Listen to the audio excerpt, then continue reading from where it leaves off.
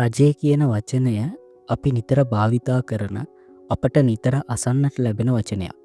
හැබැයි රජය කියන්නේ මොකක්ද? රජයේ බිහිවුණේ කවදාද? රජයේ හැමදාම පැවතුනාද? මේ වගේ දේවල් අපට ප්‍රශ්නාර්ථ සපයනවා. ඉතින් අද සාකච්ඡා කරන්නේ රජය පිළිබඳව පවතින මතවාදයන් සහ රජය පිළිබඳ මාක්ස්වාදී මතය පිළිබඳව. මේ සාකච්ඡාව ආරම්භයේදීම EduPub Theory YouTube නාලිකාව subscribe කරන ලෙසත් වීඩියෝ අවසානයේ තෙක් නරඹා ඔබේ අදහස් කමෙන්ට්ස් ලෙස ඉදිරිපත් කරන ලෙසත් ඔබෙන් ඉල්ලා සිටිනවා. රජය කියන්නේ මොකක්ද? එහි අරමුණ මොකක්ද? මේ ගැන මතවාද ගණනාවක් දේශපාලනයේ විෂයක් විදියට අධ්‍යයනය කරද්දී ඔබට හඳුනා ගන්න ලැබෙන්න ඇති. ඒ අතර විෂයානුබද්ධව සාකච්ඡා කරන මතවාද දෙකක් විදිහට ආගමික මතවාදයක් සහ සමාජ සම්මුතිවාදී මතවාදයක් හඳුනා ගන්න ලැබෙනවා. මේ ගැන මම මුලින්ම අදහසක් ඔබට ඉදිරිපත් කරන්නම්.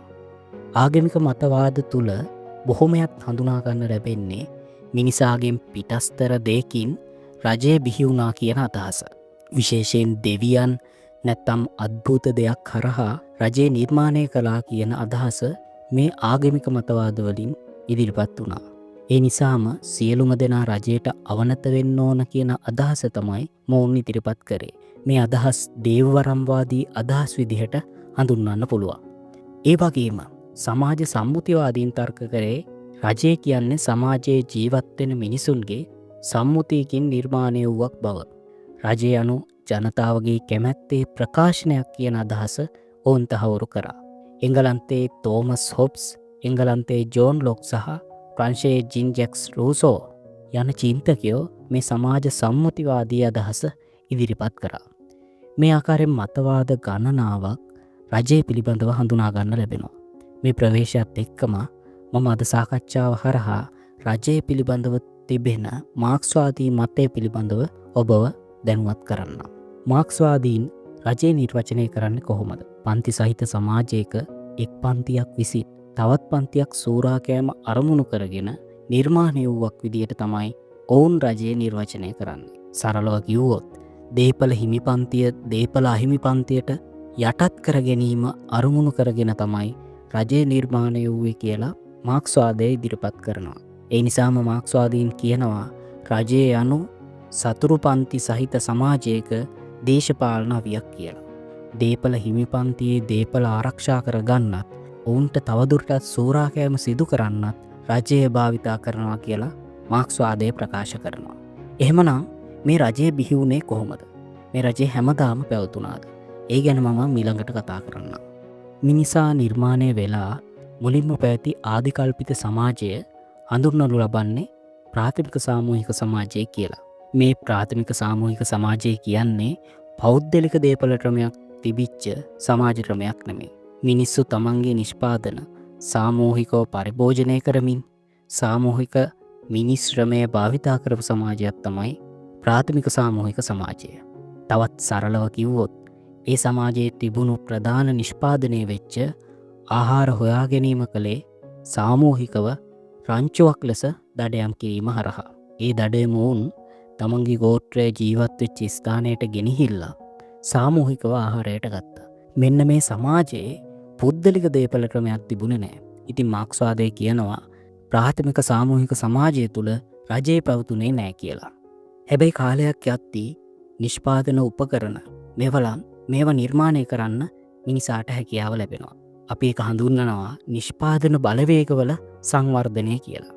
දුන්න ඊතලය වගේ උපකරණ හරහා තනි පුද්ගලයාට දඩයම් කිරීමට හැකියාව ලැබෙන්නේ මේ නිෂ්පාදන බලවේගවල සංවර්ධනය විසින්. මේකත් එක්ක තමයි පෞද්ගලික දේපල ක්‍රමයක් නිර්මාණය වෙන්න පටන් ගන්න.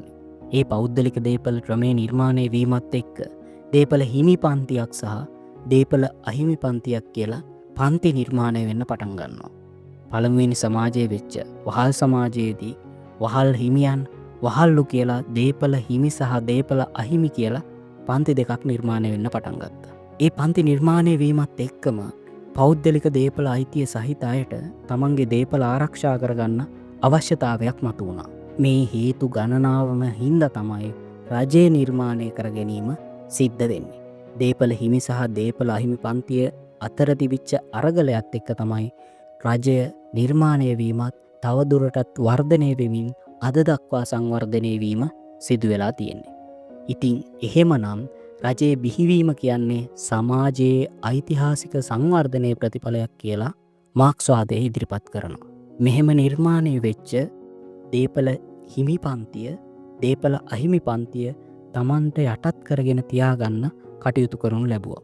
ඒක ප්‍රාථමික සාමූහික සමාජයෙන් පස්සේ ගොඩනැගුණු සෑම පන්ති සමාජයක් තුළම ඒ ආකාරයෙන්ම සිද්ධ වුණා. වහල් සමාජයේදී වහල් හිමියන් විසින් වහල්ලුන්ම තමන්ට යටත් කරගෙන තියාගන්න රජය උපයෝගී කරගත්තා. ඒ වගේම වැඩවසන් සමාජයට එද්දී ඉඩම් හිමියෝ නැත්තන් රදලයෝ ප්‍රවේණිදාසයාව තමන්ට යටත් කරගෙන තියාගන්න රජය භාවිතා කරා. වර්තමානයේදී පවතින ධනවාදී සමාජ ක්‍රමේදී ධනපතියෝ නිර්ධන පන්ති යටත් කරගෙන තියාගන්න රජය භාවිතා කරමින් ඉන්නවා. එහෙමනම් මේ මාක්ස්වාදය දක්වන විදියට රජය හැමදාම පවතිනවාද? මේ කියන ප්‍රශ්නය ඔබට මිළඟට පැන නගින්න ඕන. ඒකට පිළිතුර නම් ඔව්, පන්ති සමාජය පවතින තාක් රජය හැමදාම පවතිනවා කියන එක. හැබැයි මාක්ස්වාදය දක්වනවා අනාගතයේ ගොඩනගෙන සමාජය වෙන්නේ කොමියුනිස්ට් සමාජයක්. ඒ කොමියුනිස්ට් සමාජය කියන්නේ පන්ති රහිත සමාජයක්. ඒ සමාජය තුලදී රජය අහෝසිවීම සිද්ධ වෙනවා කියලා. කොමියුනිස්ට් සමාජය කියන්නේ පන්ති රහිත ස්වයංපාලනයක් සහිත පොදු දේපල ක්‍රමයක් මත ගොඩනැගුණු සමාජයක්. ඒ සමාජය තුළ මිනිසුන් ආර්ථික හා සමාජ ජීවිතය මහජන ස්වයංපාලන සංවිධාන හරහා සිදු කරනු ලබනවා.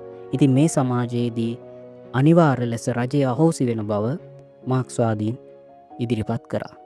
මේ සමාජ ක්‍රමය නිර්මාණය වීමට පෙර අතරමැදි අවධියක් විදියට පවතින්නේ සමාජවාදී අවධිය. සමාජවාදී අවධිය කියන්නේ සමාජ ක්‍රමයක් නෙමෙයි. ඒ ධනවාදී සමාජ ක්‍රමයේ සිට කොමියුනිස්ට් සමාජය දක්වා ගමන් කිරීමේදී පසු කරන අතරමැදි අවධිය. මේ අවධියේදී රජයේ සුවිශේෂී හැරවුමක් ගන්නා බව මාක්ස්වාදය දක්වනවා. ඒ සුවිශේෂී හැරවුම තමයි නිර්ධන පන්ති ආඥාදායකත්වයක් නිර්මාණය වීම. සරලව කිව්වොත් ධනවාදී සමාජ ක්‍රමයට එරෙහිව නිර්ධන පන්තිය සිදු කරන අරගලයේදී නිර්ධන පන්තියේ පක්ෂය රාජ්‍ය බලය ලබා ගැනීම අනිවාර්ය ලෙස සිදු වෙනවා. ඉතින් මෙන්න මේ රාජ්‍ය බලය ලබා ගැනීමෙන් පස්සේ පීඩිත පන්තිය නැත්තම් නිර්ධන පන්තියේ ආඥාදායකත්වයක් නිර්මාණය කර ගැනීම සිද්ධ කරනවා. ඒකේ අරමුණ වෙන්නේ මෙතෙක් පැවති සූරාකෑම, ඒ වගේ මෙතෙක් පැවති පන්ති සමාජය ක්‍රමානුකූලව අහෝසි කිරීම. ඉතින් මේ සූරාකෑම අහෝසි කරමින් සමාජවාදී ජයග්‍රහණ නිර්ධන පන්තියට ලබා දීම මෙම නිර්ධන පන්ති ආඥාදායකත්වයට තේදී සිද්ධ වෙනවා. එහි පියවරක් විදිහට තමයි පොදු ජනතාවගේ මෙතෙක් පැවතිච්ච කිලිටු වෙච්ච අදහස් වෙනුවට උසස් සංස්කෘතික විඥානයක් සකස්වීම සිද්ධ වෙන්නේ. මේ ක්‍රියාවලියේ අවසාන ප්‍රතිඵලය විදිහට තමයි කොමියුනිස්ට් සමාජයක් නිර්මාණය වෙන්නේ. ඉතින් මේ සමාජවාදී අවධිය තුල රජය පවතිනවා. නමුත් මේ සමාජවාදී අවධියෙන් පසුව ගොඩනැගෙන කොමියුනිස්ට් සමාජය තුල රජය අහෝසිවීම සිද්ධ වෙනවා.